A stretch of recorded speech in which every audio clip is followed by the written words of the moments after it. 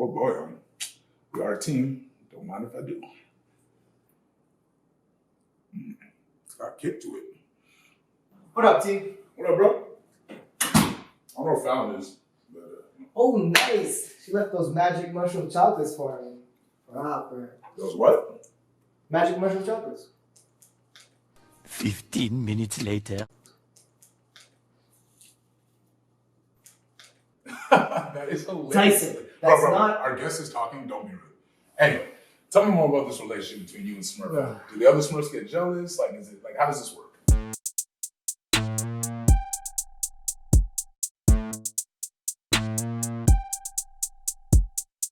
Welcome to Thicc Boy Fight Club. This is your Balkan boy.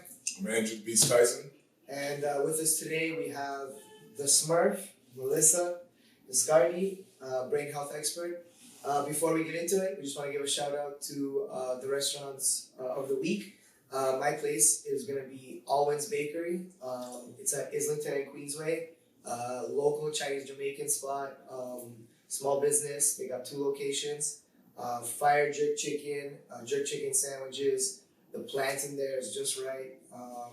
Great local spot. I had a really good lunch there this week. My spot is Ducky's Roti on Lakeshore. I know every place I pick is Lakeshore, but it's my area.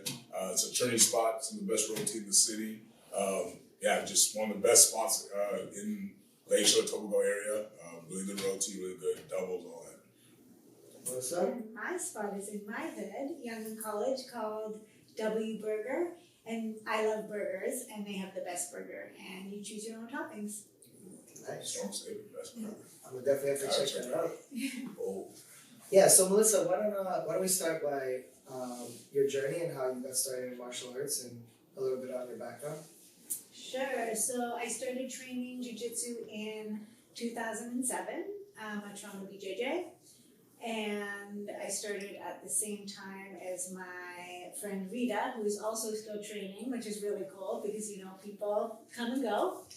And we had like a friendly rivalry, which was great because then we always had each other as a partner because back then there were no women training. Yeah, you're one of the first girls I know that was competing back then. Oh my gosh, so it was tough.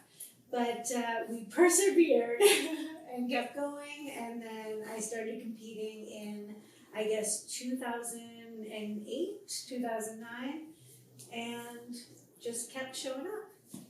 Awesome. And you're a black belt, right? When did you get your black belt? When was that? 2016, I think. I have a stripe, and I think I would be up for another stripe this year. So what does that mean? I've had it, I have no idea, 5 or 6 years. Under Professor Under George, yeah.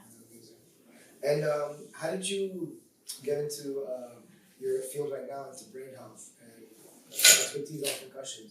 Yeah, so I started off as a nurse, and then I met an osteopath who a lot of people in the martial arts community know, Daniel Gallucci, and I always thought his work was very cool. And so it just kind of percolated, and then I was ready for a change, and I asked him, what do you think if I kind of change directions? And he was very supportive, and he ended up being my mentor.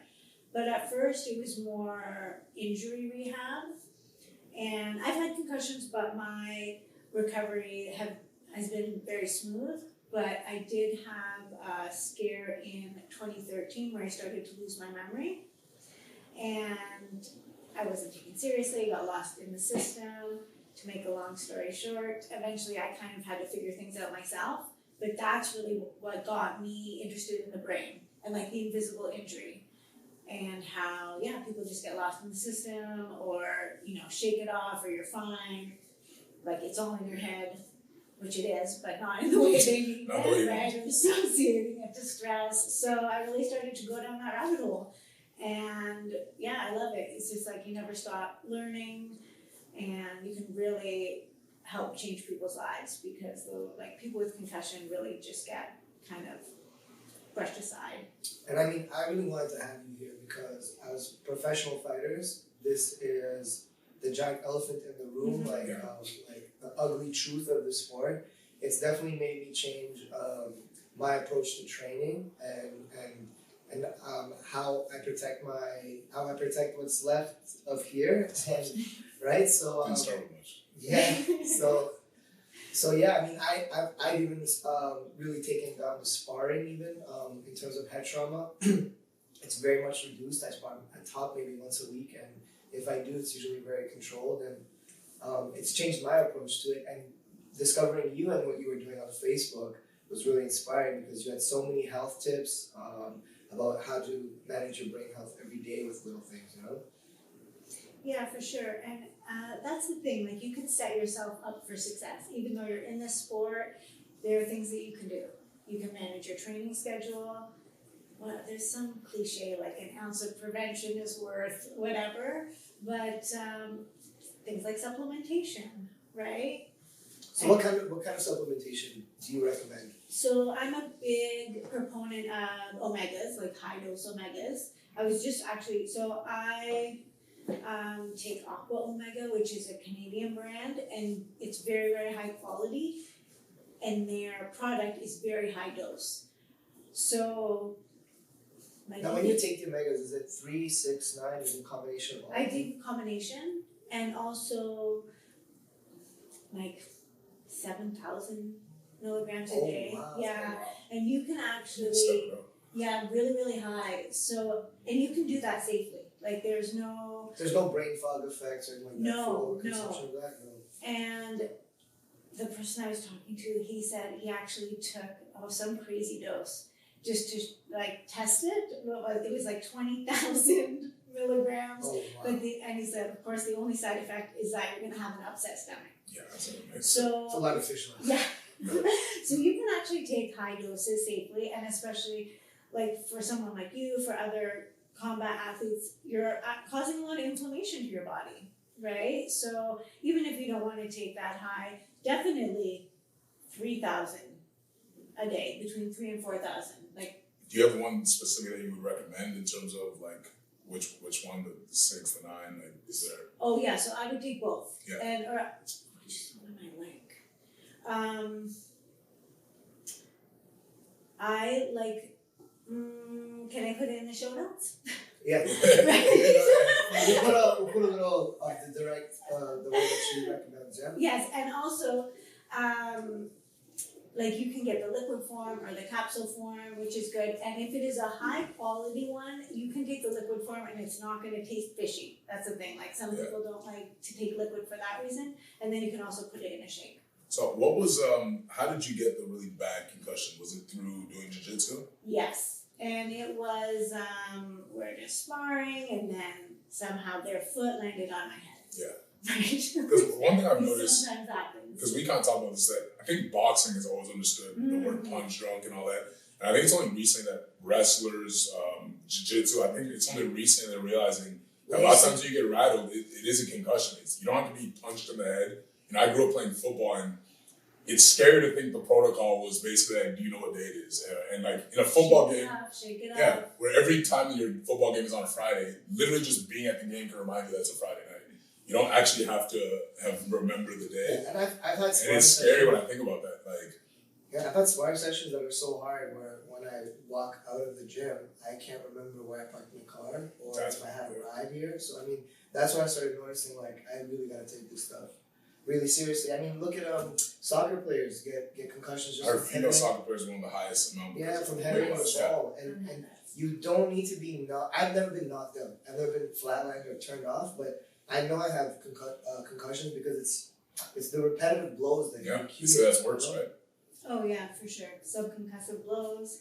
Even when it comes to CTE, there's like a lot of mixed research on it, but they're definitely saying that it's repetitive head injuries that are kind of under the radar that can add up over time. Well, you know what's on this whole, we're going to talk about this, Jake Paul's fighting Ben Askren. And so Ben Askren said he watched the movie Concussion and hasn't sparred since 2016, which I wasn't aware of that until he made that statement. He's taking his boxing match, and he said literally now he hasn't sparred in over 4 years. And you could argue that was to his detriment based off of his career win, but if you look at a guy like Max Holloway, not sparring seems making him better than ever, making him fresh. And so there seems to be a very big debate now in the NBA community about because you're gonna deteriorate whether or not you should spar at all. Like, so what's your honest opinion? Is it one of those things where you almost, if you're going to be a fighter, you almost have to just kind of deal with it, or do you believe you can, like, because, you know, it is a debate. Not everyone's Matt Holloway, right? Not everyone's a elite all-time great. Can you get away with not sparring and actually, you know, be a fighter? That's a big debate going on right now. I know. I think there has to be a fine balance. I mean, if you get into the sport, of course, you're accepting a certain amount of damage. Yeah. But there definitely is value to going through the technique, right? Like, a lot of it has to be more technique, sparring at less intensity. Yeah. Because if you're sparring at fight intensity all the time, like, your career's going to be shortened. Yeah, you're gonna have the wars in the gym and not when it really matters. Yes, exactly. And that's why we talked about saving your chickens, right? And also, so you have to have training partners that you trust, right? So like, it's a if you hard the one. team. Yeah, I went through a phase where I would spar with anybody, and it was like an ego thing. But now I'm really being selective of who I choose to engage in those types of activities with. Well, so like with this this whole Max Holloway thing, so I don't know if you still watch UFC, but I've stopped. yeah, honestly. so Max Holloway put a being on this young prospect, and you know, I actually want your opinion because me and him said it would have been better if he got knocked out cold in the first round than take 25 minutes of damage. Is that like a correct statement? Because the kid was getting hit. It was 25 minutes straight of just getting. He absorbed over 2 And I wonder, would it have been better off to get Ben Askren in 5 seconds, just knocked out, and that's the end of it? Like, what's kind of what you've learned on that? Would it have been? I think I probably will actually side with you on that because that is last damage. In a sense, like a knockout also can be a protective. Like, okay, the brain is just like, okay, turn off. Exactly. this is not good. Yeah, that's like what I'm talking about. Right. Let's take a step back. Yeah. They talked about that about Chocolate Bell. I have to watch this fight now. Yeah, so it's if you're just into the sport, it was a massive performance. But we had the same comment that, you know, his team should have probably saved the kid for himself. He's in amazing shape. And another thing is he grew up as a boxer. And so, you know, watching this beating he took, I remember thinking, like, would it have been better just to get knocked out cold in the first round and that be it, as opposed to 25 minutes of this? You know, he's, you know, this type of guy trains at a boxing gym, you know what I mean? So this is something I didn't know for sure, but this was just what I, me and him kind of were talking about. It probably would have been better just for him to get knocked out and that be it, as opposed to... And to touch on that and what you just said, I remember when they were speaking about Chuck Liddell, and he started getting knocked out more frequently, and it was almost like his brain registered that as a safety precaution, if I just turn off, the punishment will end, the damage will end. So he started just getting knocked out easier and easier, and like. Well, that seems to be what happens as guys go through these wars. These knockouts happen much quicker, and so that's actually because like that's the conversation I think everyone's having now about this is because in the last year we've seen a lot of negativity towards a lot of cornermen for not stopping these fights. And, I still coach, and we had a conversation last time, and you asked me whether or not I was stopped him, and it's like 5-6 years ago, I wouldn't have.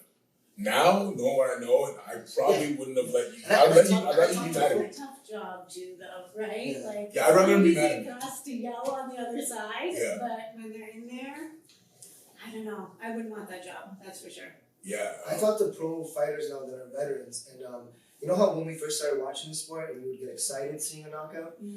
Guys cringe now. I cringe a little more now. That's why I can't watch. That's why I can't watch. The Ben Askren thing was cringy. Like that. Oh, yes. 5 years ago, this time when I was like, it was much cringier to watch. And then when getting hit after, it was like. When I started watching, I thought that like getting knocked out was not that bad.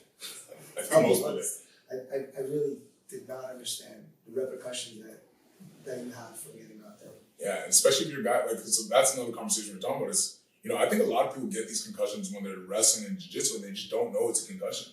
You know what I mean? I think a lot of times, whereas boxing is obvious, right? I get dropped and I'm, okay, concussion. Also because you don't need to be knocked out to get a concussion, right? You might be dazed and then, okay, you're grumpy for a few days, you're not sleeping. Irritable, yeah. Right, irritable, but you don't pair it back to like, oh yeah, I got kneed in the face during jiu-jitsu. Because in the role, it's not so obvious, like someone kneed me in a sparring match.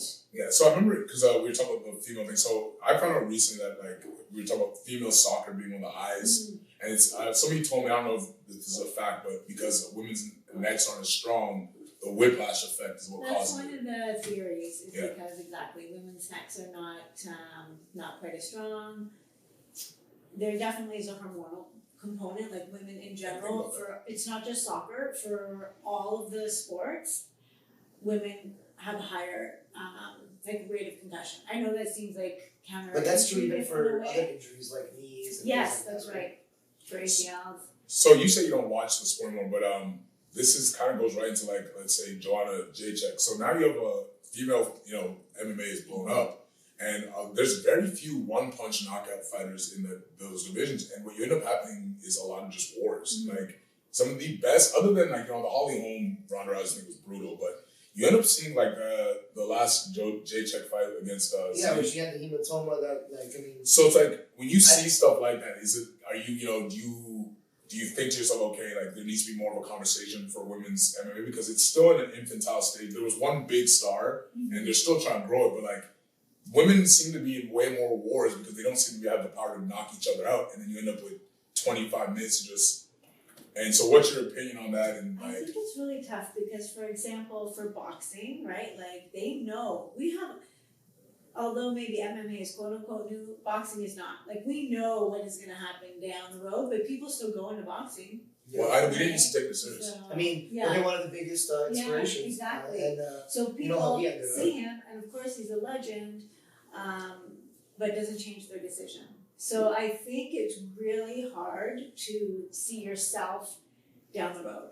Of course, especially right? So it's like, okay, yeah, well, I'm going to have memory issues, but you can't imagine what that's going to be like. Same with the football players. Right? NFL, the glory is just too great. Well, like I remember telling you this, like before I really understood concussions, I think we all had boxing coaches that were like punch drunk. It used to be like a kind of funny thing, like, and because you grow up in the gym with it, you just kind of assume it's not as bad. And I think it comes down to now the NFL is the ones where we really start getting these horror stories. Where I think just a lot of boxing coaches aren't willing to tell these stories. Let's talk about some of the worst types of symptoms that you can get from concussions. I was just going to say the brain is so hard to wrap your head around. Like, okay, memory problems, what does that look like? But some of the bigger complaints, like with retired fighters that I've seen too, it is like the chronic pain. You get a lot of irritability. Like this is down the road. Headaches and anger, like lashing out, not being able to control your emotions, which is huge, especially eventually maybe you're going to start a family and stuff like that. So it's not just about you, then it's about relationships and dynamics. And everybody here knows Gary Goodrich. Mm-hmm. And I don't want to speak on him because, but I will comment that one time he himself said that there's times where he gets to his house and goes to put the key in the door and he can't remember if he's locking the door because he's leaving the house or if he's unlocking the door because he's entering the house. Well, the Spencer Fisherman that just came out has been like a Did you get to see it now? Yeah, I've seen it and it's just like, and you're saying that in some cases concussions can literally cause like neurological dysfunctions where guys can't walk properly anymore. Guys can't.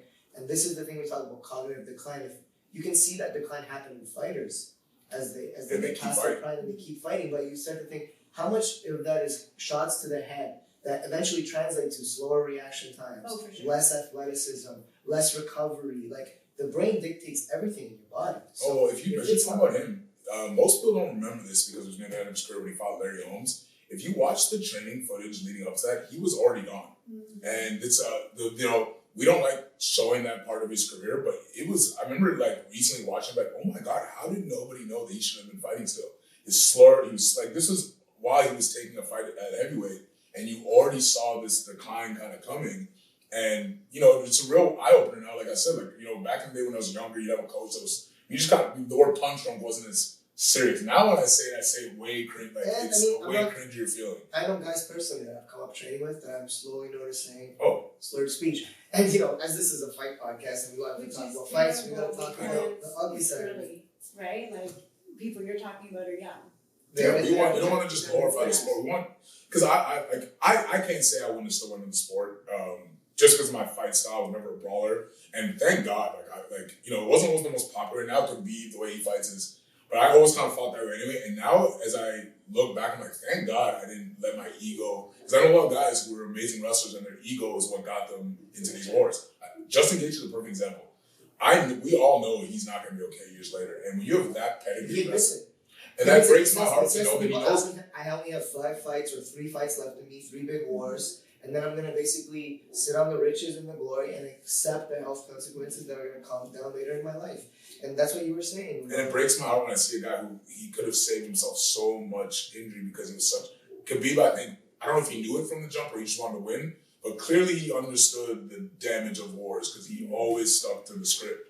I think the thing is too, even if you know that okay, this is going to be my last fight, but you always want one more fight, right? Yeah. And so that's the tough thing. Even if as the organization start to say, okay, we're gonna start cutting fighters short earlier to benefit their health, which obviously they don't actually care about, they just care about money. But let's just say It sounds good to right? They were gonna say, okay, it's we're politically gonna correct to start say. making fighters retire a little bit earlier so that they can have a better life later. The fighters wouldn't want it.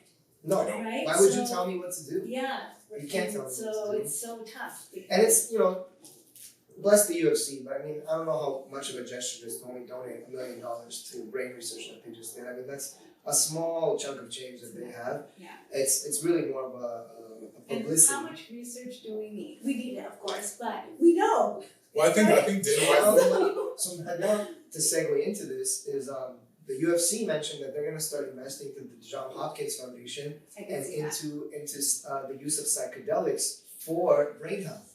And I know that Melissa runs a Facebook group called Brain Camp. Fantastic group where you can learn tons of stuff about the brain health. And you've had experts that you brought in to even touch on, the growing use of psilocybin for brain health and magic mushrooms, basically. Which actually a perfect segue because our girl Fallon knows a little bit about that as well. Are you COVID stuck and too broke to be woke? Relax and take a fucking trip, yo. Don't forget to subscribe. And we're back to Thicc Boy Fight Club. Tyson the Beast had to cut, but this is such a good podcast. We want to keep it going. And as I take a bite of these magical chocolates, why don't we continue on where we were about the use of psilocybin for the brain. So it's interesting because I was just talking about this morning, and I don't know a lot about the topic. So you're right. I brought Amy was her name, right? Allison. Allison. Yes. Into the group to talk about it, but I definitely want to have someone else because as you saw, when her and I were talking about its use, it was more for releasing trauma and mood, depression, and there is research on the use of psilocybin. You posted that. Yeah, it's for the treatment of depression. For it's depression still and PTSD. PTSD. Oh yes. Yeah, so they're finding that the magic mushrooms, because they change the neural networks in your brain and they make new connections, they can literally rewire your brain. And in some cases, it almost acts like as a one-time treatment cure for depression or for some trauma. Because you literally rewire your brain in a different way of thinking. So, which is amazing because, of course, I'm a proponent of strategies that don't involve taking medication for the rest of your life, right? Like if we can harness our own healing power, let's do it. Absolutely. And even Allison was saying soon it will be more mainstream. And of course, just like cannabis, once they figured out they could control it, market it, it's everywhere. Well, so, I'm already seeing on Instagram, and girls I know are becoming influencers for this, micro doses. Oh, yes. So like I don't know, some of these companies like Smart Tech or like little packages of like 50 milligrams, 100 milligrams, 100, like very small doses that they're giving to people where you almost don't really even feel the effect. It's like almost in the background, but you're getting some benefits from it. Now, I don't know how, there clearly hasn't been enough study in this field. I don't know how effective and what the different dosages do. People talk about heroic doses over 5-7 grams. For sure. But we know that mushrooms are safer, even possibly than marijuana. I mean, I grew up in school learning that they make your brain bleed, so it was like avoid them and all this stuff. But we definitely see that it's some kind of teacher that can definitely help us with our overall health. Yeah, absolutely. And once we find out, okay, which dose is best, and I'm sure it's person dependent, right? Absolutely. But no, I think it's super exciting, like what's going to happen over the next probably 5 years even. Yeah, and I wanted to touch, like, what other supplements do you recommend? That's You right. wanna So touch the other one I really, really recommend, which not a lot of people know about, is the short form is GPC, and it stands for glycophosphocholine, and it works on the memory chemicals in the brain. Okay. So there's research on it for individuals with brain injury, but also on like quote unquote healthy people for healthy brain aging. So I take it, I don't want to say every day, but pretty consistently. Let's say every other day. And I notice a difference when I'm being, on top of it. My brain feels more clear, and I just feel like I'm at, just better well-being. And I recommend it to all my concussion patients. Okay, so we got omega. Repeat that one again. GPC or GPC. glycophosphocholine. I'll send you guys the spelling too. So Okay, I've never you heard of can that. post it. Yeah, That's a good it's amazing. Not a lot of people know about it, but I absolutely love it. And I'm a big fan of curcumin, like anti-inflammatory, right? For me, like I pop turmeric like candy, especially if I'm hurt. And you can have high doses. Yeah, And if it's I get really injured, safe. I'll like go to my thing and just Yes. take like a thing of 10 of them. It's better than taking an Advil because it's the strongest anti-inflammatory. It's natural, no side effects to it. I mean, No, you're absolutely right. And does it help with just reducing inflammation in the brain? yes, as well? and there's a lot of research on it too. Like it's one of the most researched supplements. It helps with inflammation, global inflammation. There's research showing you have less chances of getting like age-related decline, dementia. Cancers even. Oh, really? Yeah. Interesting. Yeah, so like you can't go wrong.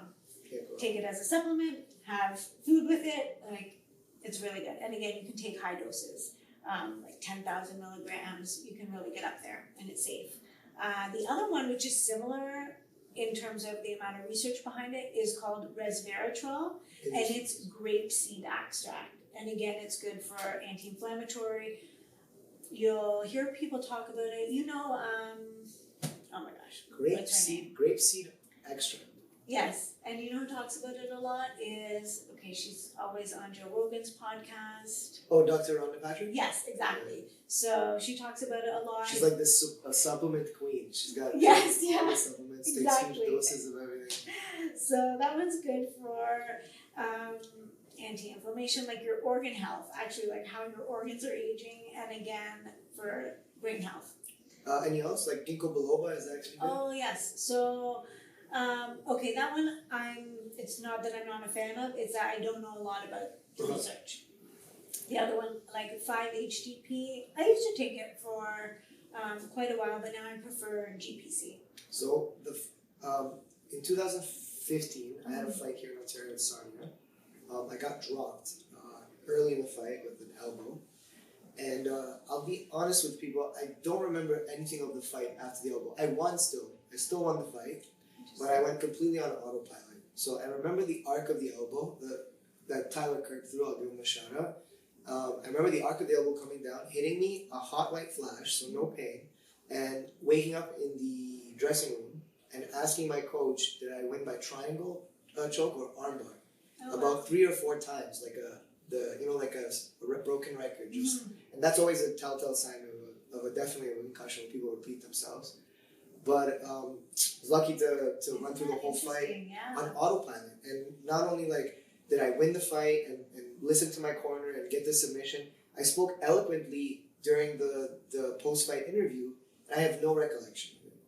So that was the first time I actually took the concussion protocol after a fight, and I started taking lots of turmeric, lots of omega oils, ginkgo biloba, and my naturopath at the time, Dr. Callum from Phenom Health, he also recommended creatine at the time. So I was wondering what because I know hydration is a huge thing. People suffer more concussions in lower weight classes because of the dehydration and cutting weight. So a dehydrated brain is more susceptible to injury, concussions, bleeding, death even. So is creatine something to do with that, with the increasing of the hydration? So there is, the research on the creatine does have to do with starting it in the acute phase, like right away after you've had the concussion.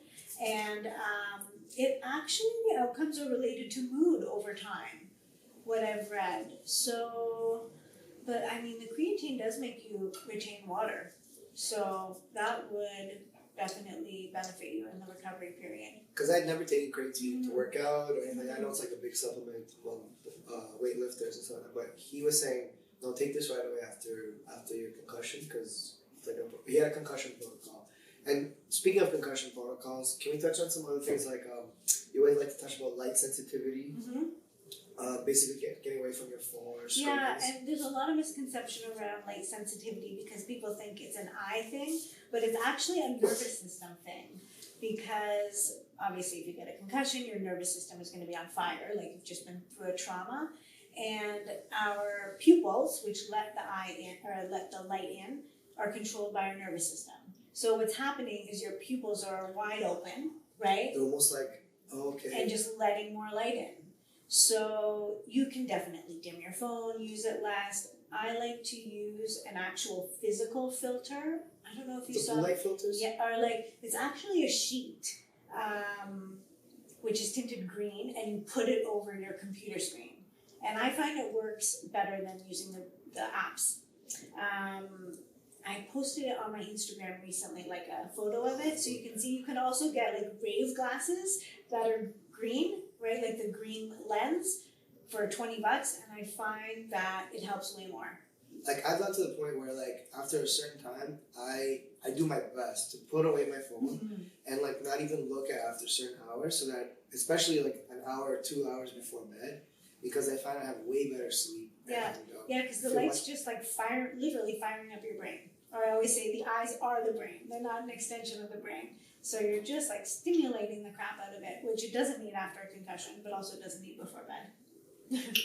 And I also wanted to ask, I had another fight in Quebec, in Ghana, in the casino. It was a war, and I took a lot of heavy shots. And I remember after the fight, I even puked right away after. I actually puked a little bit on my corner. And then instead of, I felt like wanting to go to sleep. I was like, I really want to go to sleep. But at the time, we didn't have a lot of information. This was 2012, 9 years ago. And my corner at the time, I'm not going to name them, but they threw me into a shower, a cold shower, to wake me up. And then we went, and then we went on a night of an after party of drinking. And I remember getting drunk so quick and sick and just wanting to go to bed after. And now it's like, at the time they're saying don't go to sleep. Don't go to sleep because it's almost like the effects will be worse if you go to sleep. You might not wake up or something. It's like stay awake. But now we do know that the first thing you should do is probably turn off, right? And just go to bed. You can definitely rest. I mean, you have to look out for like major red flags, tremors, seizures, pupils being different sizes. Vomiting is not a good sign. But I could have also been really tired. Yeah, I mean, but also I think you might have had like a major adrenaline dump there. Yeah. But we know that you don't need to wake someone up every 20 minutes. Like, because here's the thing. Let's say you have a sports-related concussion and someone wakes you up every 20 minutes. How are you going to feel the next day? Terrible. Of course you're going to feel like crap. I feel like crap if someone did that when I was healthy. Yeah. So we know that you can rest, and for the first day or two, you should be resting like physically and cognitively, but you don't need to put yourself in a dark room. Just like take it easy. And then after 2 days, in most cases, you can start to do light aerobic exercise and introduce things again. But now we know that like actually if you lock yourself in a dark room, that is worse for you. Really? Because I know guys have done that. Yeah, it's not. And some doctors, other health professionals still recommend it. They're just way behind the research. Because one of the scariest ones was my younger brother. He's not a combat athlete, but he was snowboarding. And, those ones are bad. Yeah, and he suffered a concussion snowboarding, then continued snowboarding and suffered a second concussion.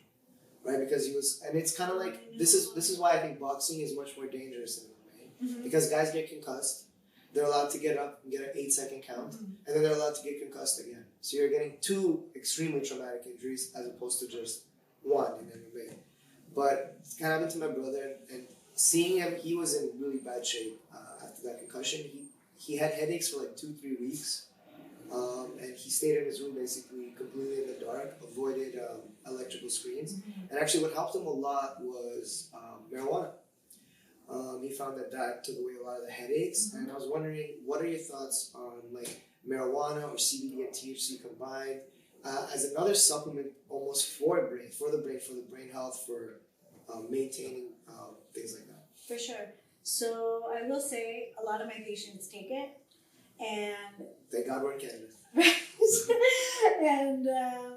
and then after concussion, some, let's say, will take CBD oil, and some will love it, and some will say it does nothing for them. The research says CBD after cannabis after a concussion, so far it's neutral. Like, it doesn't make the recovery worse, doesn't make the recovery better. So if it just makes you feel better while you're recovering, there's benefit just in For that. sure. You know, For sure. If it helps you relax, if it helps you sleep. Helps you eat, you know. Yeah, helps you eat. Even just helps you move a little bit better, so you can get some blood flow, right? So And be in a better relax, mood. be in a better mood. Happy, hungry, sleepy. That's right. Yeah. So you, for your patients, you don't recommend it, but you don't not recommend it. Just like your personal preference. If you want to smoke And away. if someone asks me about it, I kind of give them that same spiel. I say some of my patients really like it, and some of them find no difference. I haven't had anyone say they've had a negative experience from it. That's for sure. And the last thing I want to touch is on the importance of exercise for brain health. Yeah. And as athletes, we know that more than anything. But I think for Irish people and the lifestyles that we promote here of training hard, the easier. I mean, exercise is so important for your cognitive function and your brain health. I know that I'm here speaking more eloquently and feeling better because I had a good workout this morning. Oh, for sure. You know, and that always makes me feel better, makes me think more clearly. So, what are your thoughts overall on that? Yeah, exercise is like my number one pillar of brain health and number one pillar of concussion recovery. Right? So, like I said, we used to tell people not to exercise even, but now we know 48 hours you should be getting your heart rate up a little bit, do some aerobic exercise, and it actually promotes concussion recovery. Now, when we think about it, it makes sense, right? Blood flow fixes everything. Right? And even just putting you in a better mood. Again, if you're locked up for a few days, for a few weeks, not engaging like we have been for the last year, right? You're going to be miserable. So it reinforces. How much endorphins are you getting? Yeah, the negative stuff. So exercise, so important for concussion recovery, and then so important for brain health for the same reasons.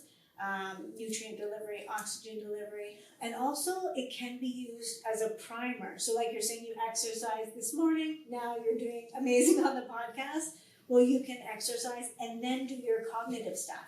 So if you want to learn a new subject or whatever it is, you exercise first. You're literally like priming your brain, which is amazing.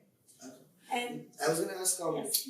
But some guys when they have concussions, like they can't go back to running or like things that impact like the thing. Sometimes so how do you ease into it? And are there types of exercises you can do that are more easier, you know? So first, start with a brisk walk. Then when it gets a little bit boring, then you can always do the bike because you don't have that impact.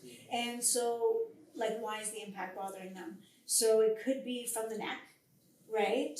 And it could be there's something going on with the eyes. They need a little bit of eye movement rehab or like vestibular or balance rehab. So maybe they need to get something else happening with their recovery process. But in terms of safety, running would be okay. But in terms of how it makes them feel, they need a little bit of help, if that makes sense. Yeah. But there is, so a lot of research came out of, it's called the Buffalo Treadmill Test, and that was establishing the safety of running after a concussion. But now they did the research, and of course, riding the bike is like safe. Safe, yeah. And for me, with my knees, I much better, right? Much prefer the bike. And just one more thing, because we gotta wrap it up. I want the one thing that you just touched on, and I want to give a shout out to my guy Nanad, because he used to be a professional fighter and he got away from it for his brain health, and now he focuses on learning a new language. Amazing. And he's trying to pick up Portuguese. And he says this has done so much for the retention of my memory and for my overall cognitive health. So, like you said, you got to do brain work. Mm-hmm. So you got to do things that stimulate your mind and always learning new things. And because the brain is plastic, almost, right? Yes. So you can always make new neural networks. You can, absolutely, no matter how old you are. I have an 80-year-old patient right now, and she sustained a concussion. We're doing like rehab, and she said, I don't think I could do this before the injury. I'm like, I don't care. You're going to be able to do it now, right? Like the sky's the limit. And I've even seen programs like for Alzheimer patients and people with neurological issues where they're doing just the most basic boxing workouts. For sure. And that exercise helps their brain function. And then, It's like you huge. said, Coordination, great. Yeah. So, of course, learning a new language, different memory activities. I started playing. Do you remember that game when we were little? Memory, those like cards. That I give that as homework. Do you? Yeah, So absolutely. I have one with dinosaurs. Oh, that's little good. Matching dinosaurs. Puzzles are also good. Very good. All the stuff we used to do as a kid, basically, Yeah. is good to bring it back. And I think we're gonna wrap it up with that. But Melissa, I'd really love to have you back on because Absolutely. the brain is such a interesting topic, and I think a lot of people are gonna get value from this. So I'd love to have you back. We're gonna wrap this up. Thank you for tuning in to Thicc Boy Fight Club, and we look forward to seeing you again.